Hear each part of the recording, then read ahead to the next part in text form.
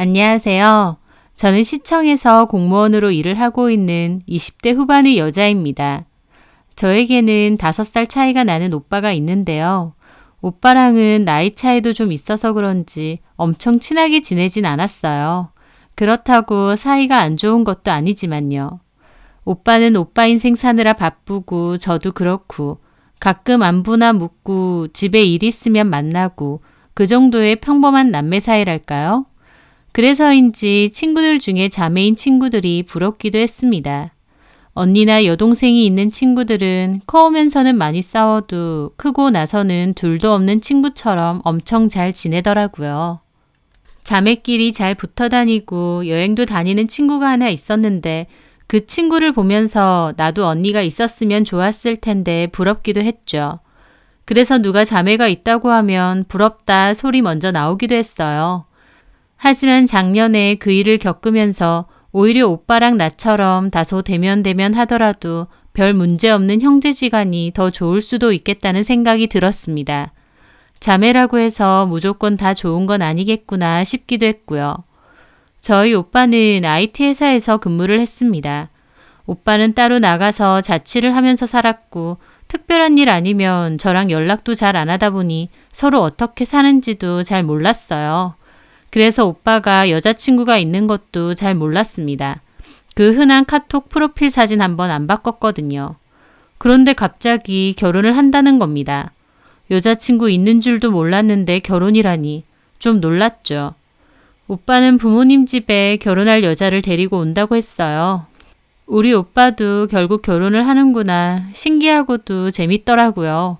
예비 새언니는 어떤 분일까 궁금하기도 하고요.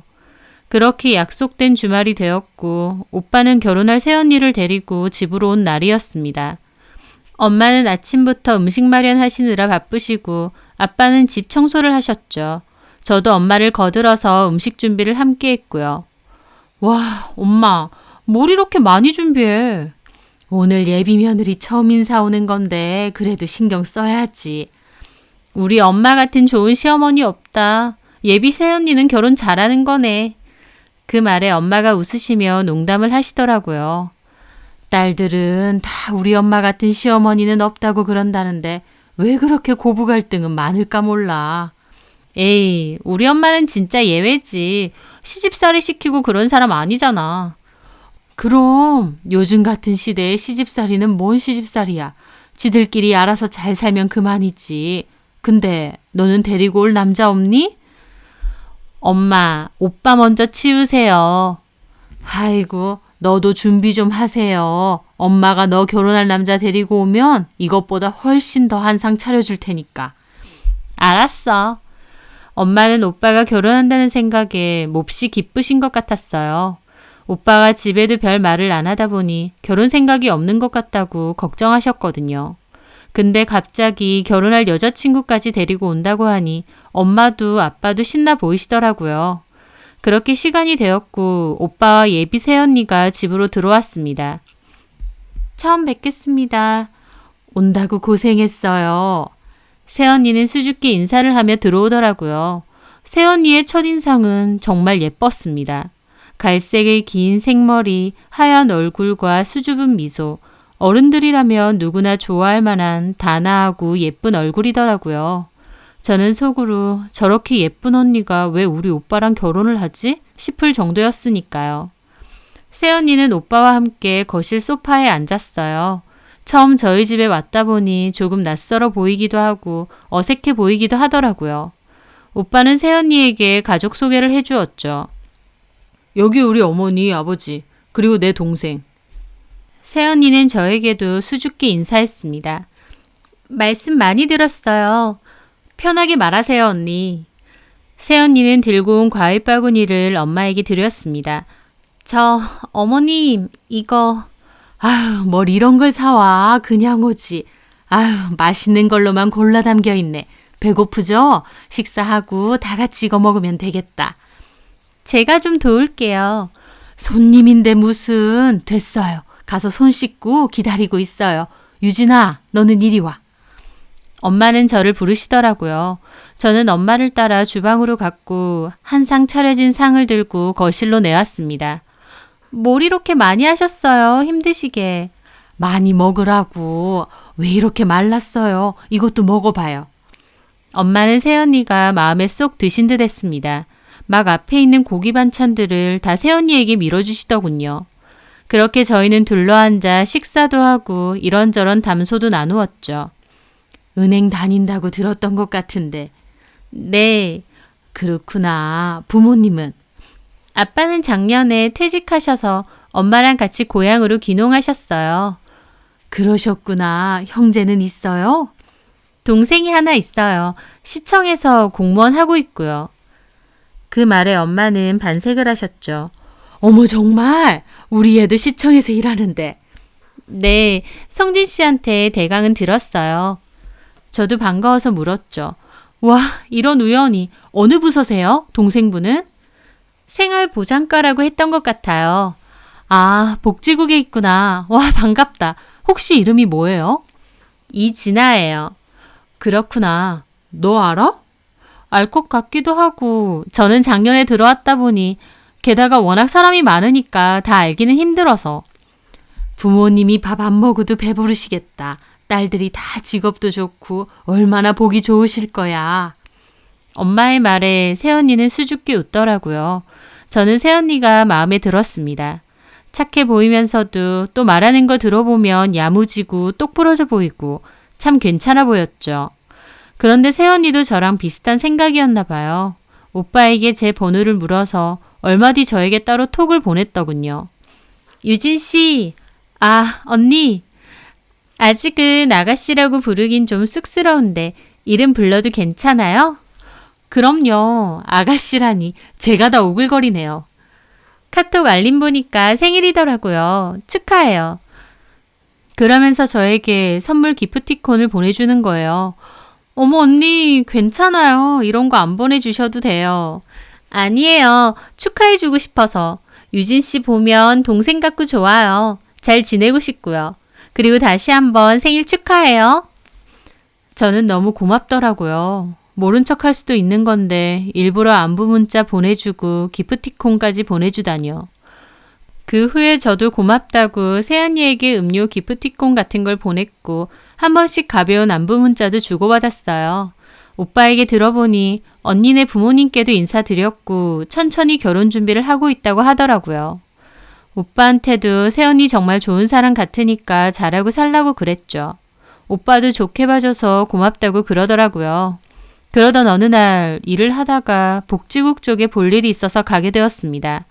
그러다가 우연히 옆자리를 보니까 이름이 이진아라고 되어 있더라고요. 그 순간 아, 새언니 동생분이시구나 싶은 생각이 떠올랐죠. 자리는 비어져 있었는데 제가 볼 일을 끝내고 나갈 때쯤 들어오시더라고요. 얼굴을 힐끗 보니까 새언니랑 많이 닮은 것도 같았습니다. 그래서 그냥 가려다가 어차피 나중에 보게 될 테니 미리 얼굴도 트자 싶어서 인사를 하게 됐어요. 안녕하세요, 주임님. 그분은 저를 보더니 어리둥절한 얼굴로 네, 안녕하세요 하시더라고요. 저는 도시계획과에 있는 강유진이라고 해요. 아, 네. 실은 저희 오빠가 강성진이거든요. 제가 웃으며 그렇게 말했는데 그분은 좀 어리둥절한 표정을 지으시더라고요. 어? 예비 형부인데 이름을 모르나 싶었죠. 언니분이 이서희 씨 맞으시죠? 제가 그렇게 말하자 그분은 그제야 아 라고 대답을 했습니다. 그런데 갑자기 표정이 확 어두워지더라고요. 네, 맞아요. 저희 오빠가 강성진이에요. 언니분이랑 결혼할. 아, 그러시구나. 어떻게 공교롭게도 동생끼리 같은 직장이네요. 이런 우연이. 그러게요. 저는 반가웠는데 그분은 별로 대화를 이어나가고 싶은 느낌이 아니었습니다. 많이 바쁘신가 싶었죠. 새언니한테 동생분 복지과에 있다고 얘기 들었거든요. 그래서 인사나 드리려고. 네. 바쁘실 텐데 그러면 저는 가볼게요. 저는 어색한 기분으로 돌아갔습니다. 좀 이상하더라고요. 자기 언니랑 결혼하는 사람의 동생이라고 하면 저를 반가워할 줄 알았거든요. 근데 눈에 띄게 표정이 어둡더라고요.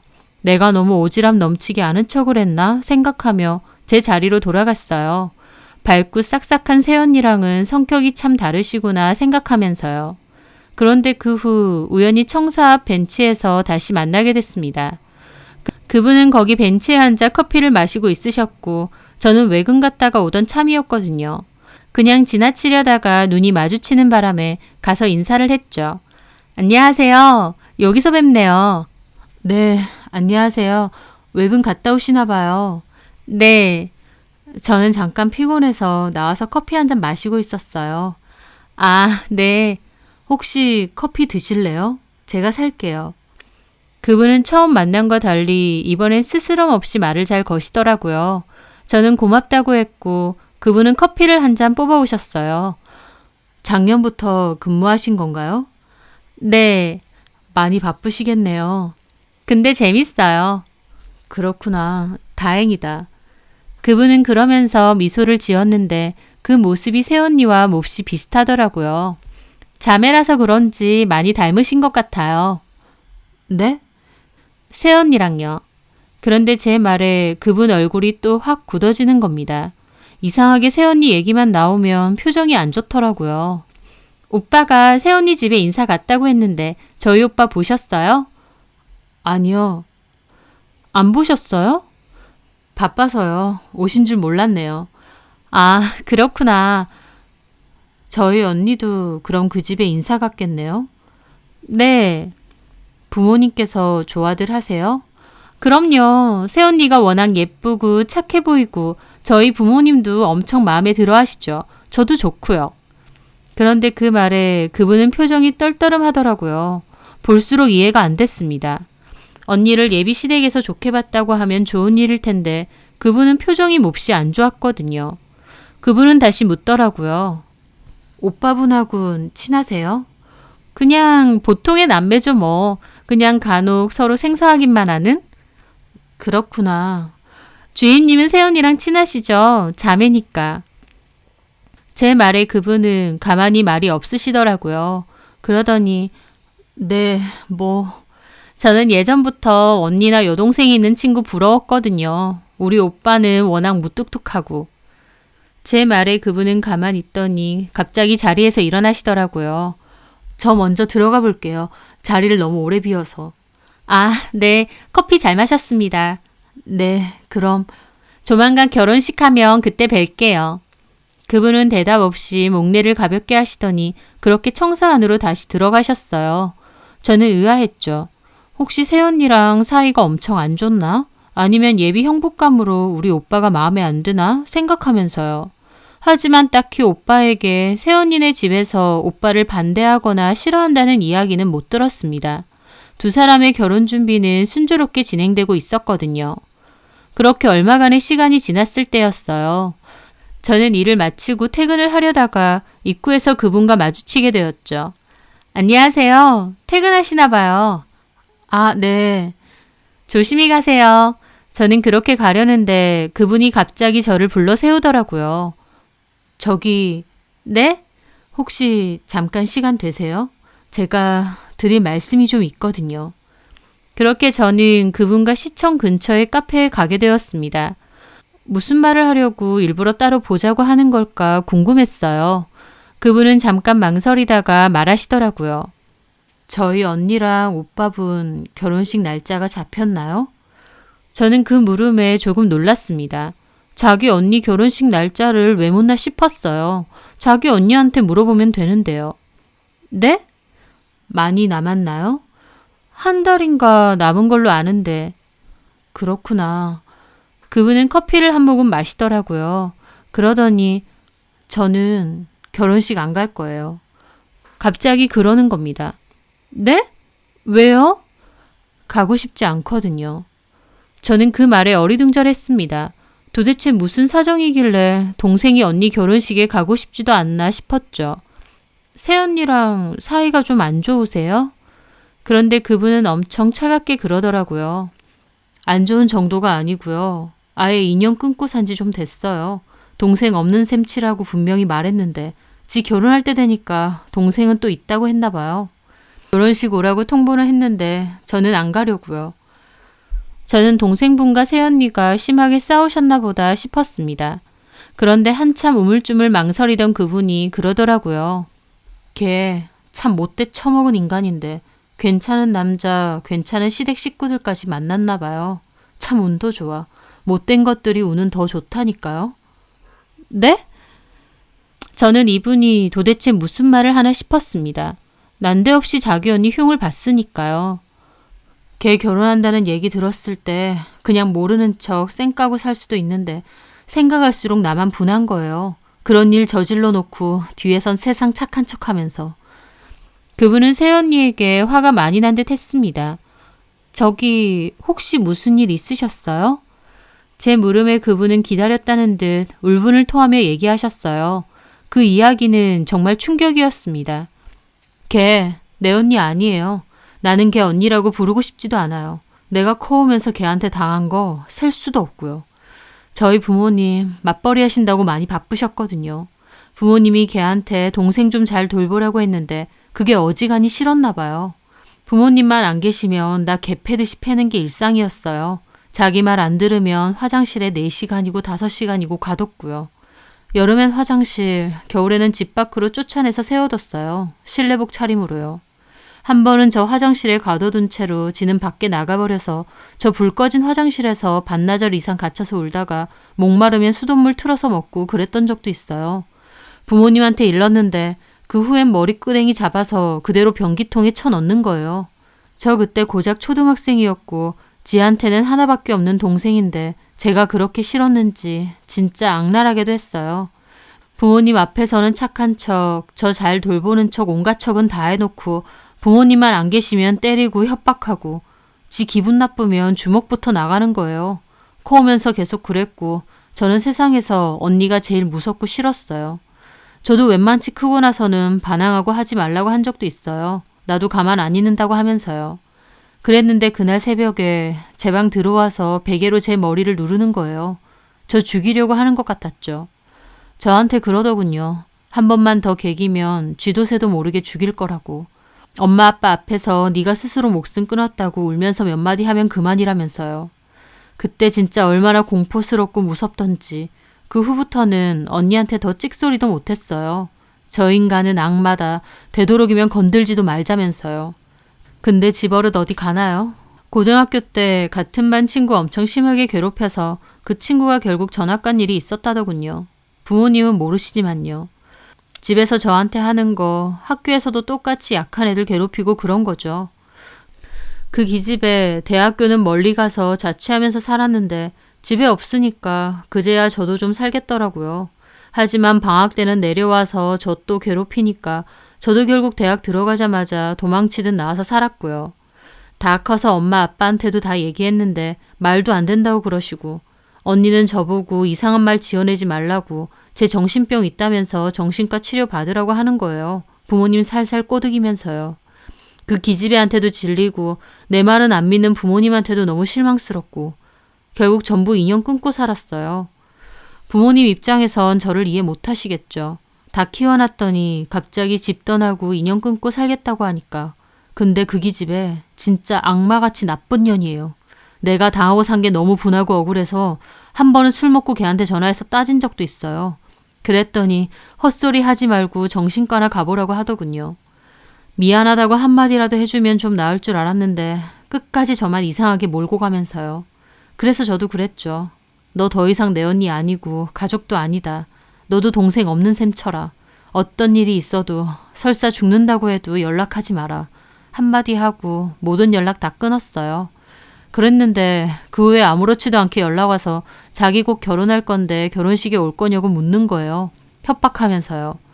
내가 미쳤다고 네 결혼식 가냐고 하고 끊었는데 지금도 그때 당하고 산 거 생각하면 진짜 치 떨리고 끔찍해요.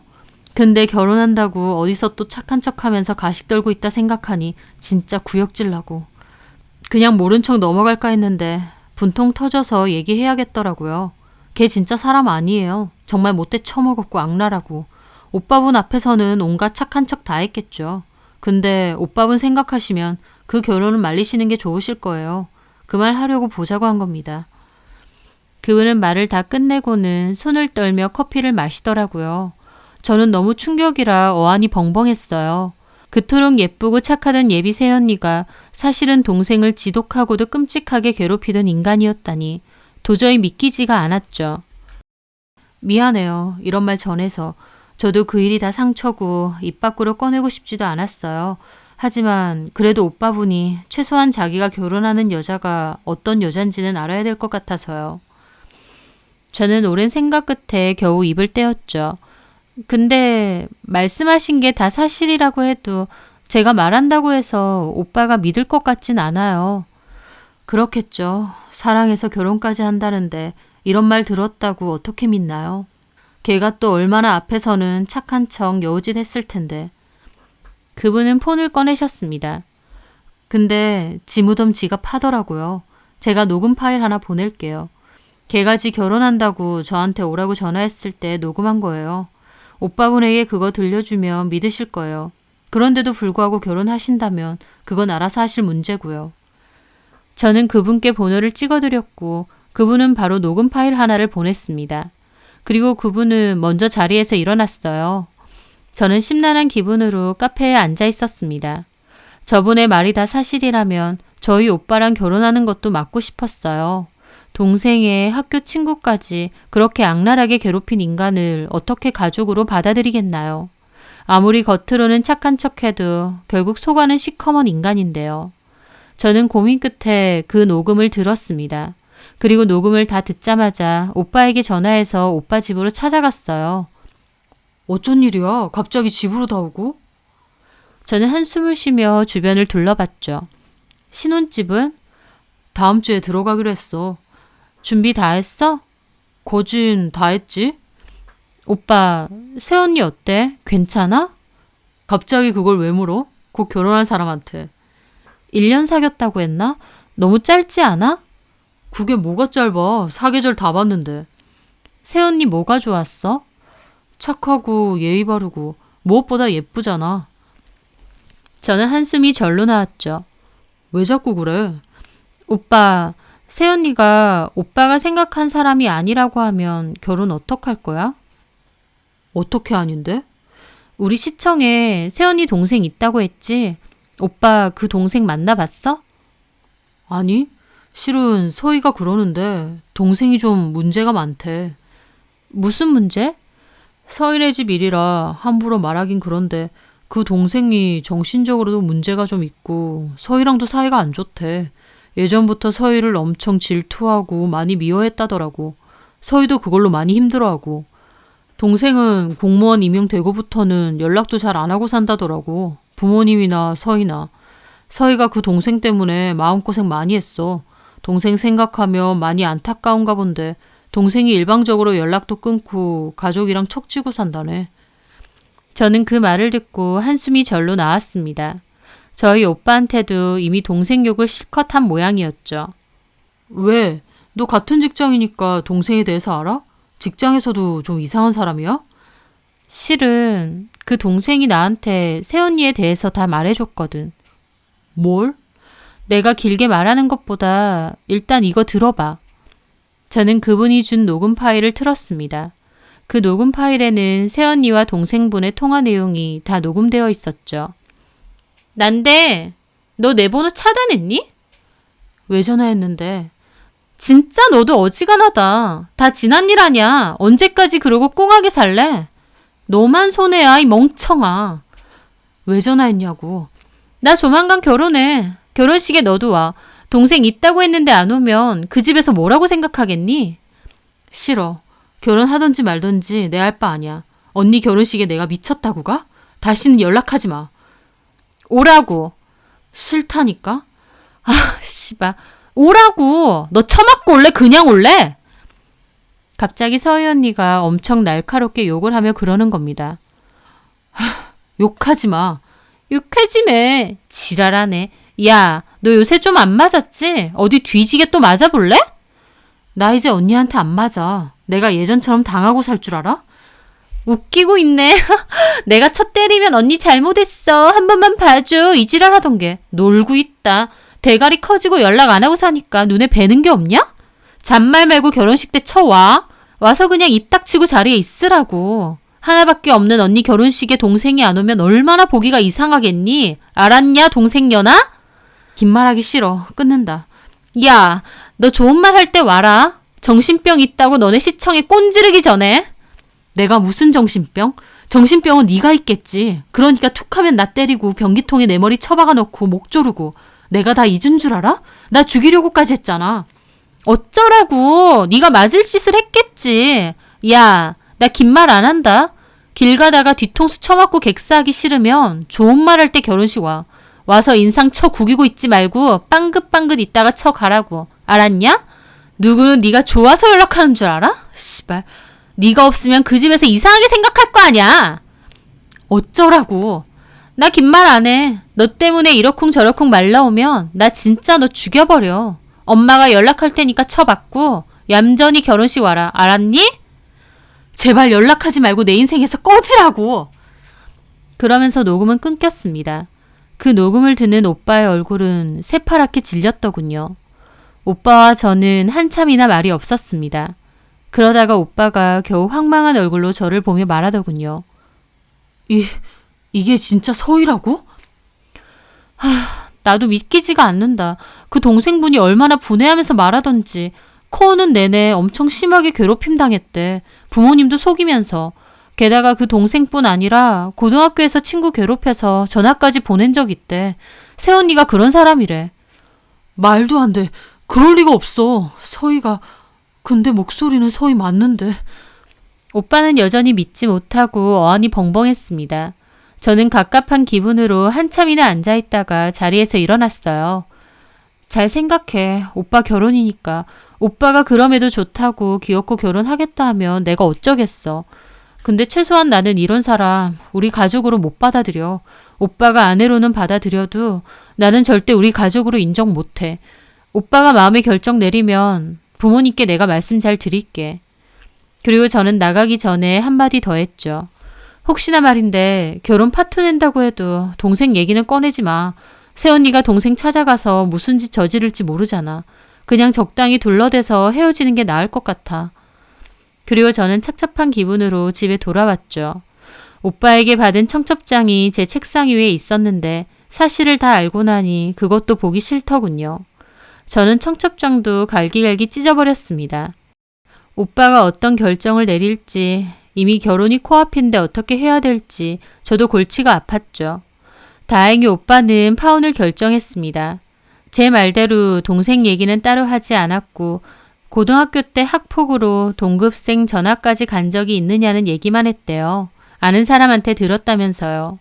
오빠는 그런 사람과 결혼 못하겠다고 했고 새언니가 다 지난 과거라면서 오빠 붙잡았다고 했어요. 하지만 오빠는 덮고 지나갈 문제 아니라고 하면서 결국 파혼을 했습니다. 그 집 부모님께도 이 사실을 다 말했고 처음에는 우리 딸 그런 일 없다고 하셨대요. 하지만 다 알아보라고 했고 결국 그 집에서도 파혼 인정한다고 했습니다. 저는 부모님께는 오빠보다 제가 먼저 이 사실을 다 말씀드렸어요. 저희 부모님도 기막혀 하시면서 세상에 그런 미친 인간이 다 있냐고 절대 결혼은 안 될 일이라고 펄쩍 뛰셨죠. 그렇게 결혼식 코앞에서 오빠 결혼이 물 건너갔습니다. 오빠도 많이 힘들어하고 주변 사람들의 이러쿵 저러쿵 얘기도 많이 들어야 했죠. 하지만 저는 오빠에게 잘한 일이라고 했습니다. 그런 심성을 가진 사람과 결혼을 하고 아이를 갖고 그렇게 사는 건 나중에 더 불행할 것 같다고 하면서요. 오빠도 그런 사람인 줄 알았으면 애초에 결혼까지도 안 했을 거라고 자기도 잘 끝난 것 같다고 하더군요. 그 후 저는 그분을 찾아가서 이 일도 모두 전했습니다. 그분도 한숨을 내쉬더니 고개를 끄덕이시더라고요. 그분은 후련해 보이기도 하고 착잡해 보이기도 했죠. 어쨌든 제 입장에선 감사해요. 용기를 내서 말해주신 거니까. 저희 오빠가 잘못된 결혼을 하는 것보단 파혼이 훨씬 나은 거니까요. 아니에요. 결국 저를 위해서 말한 건데요. 뭐 아무리 친언니라도 그 못돼 처먹은 인간이 좋은 사람 만나서 아무렇지 않게 결혼한다고 생각하니 저도 너무 분통 터지더라고요. 고등학교 때 친구 괴롭힌 일로 결혼까지 파토났다고 하면 지도 뭔가 깨닫는 게 있겠죠. 언니분과 달리 주임님은 용기 있고 따뜻하신 분 같아요. 제 말에 그분도 씁쓸하게 웃더라고요. 아니에요. 근데 그렇게 말해주시니 고맙네요. 그 후 저는 그분과 직장에서 간간히 마주치면 서로 인사하고 간단한 안부 정도는 주고받으며 지내고 있습니다. 오빠도 한동안은 결혼 생각 없다며 일이나 하고 지내겠다고 했고요. 겉으로는 그토록 착하고 좋은 사람 같았던 예비 새언니. 하지만 그 속은 정말 끔찍하고도 악랄한 모습이 숨겨져 있더라고요. 사람이 그렇게까지 본성을 숨길 수 있다니 참 신기하고도 소름이 끼치더군요. 그런 인간과 한 가족이 될 뻔했다는 사실은 다시 생각해도 간담이 서늘합니다. 오빠에게는 언젠가 좋은 사람이 생겼으면 합니다. 그때는 저도 더 두 눈 크게 뜨고 살펴보려고요. 그 일 이후로 누군가에겐 가족이 가장 큰 가해자일 수도 있겠구나라는 생각이 들더군요.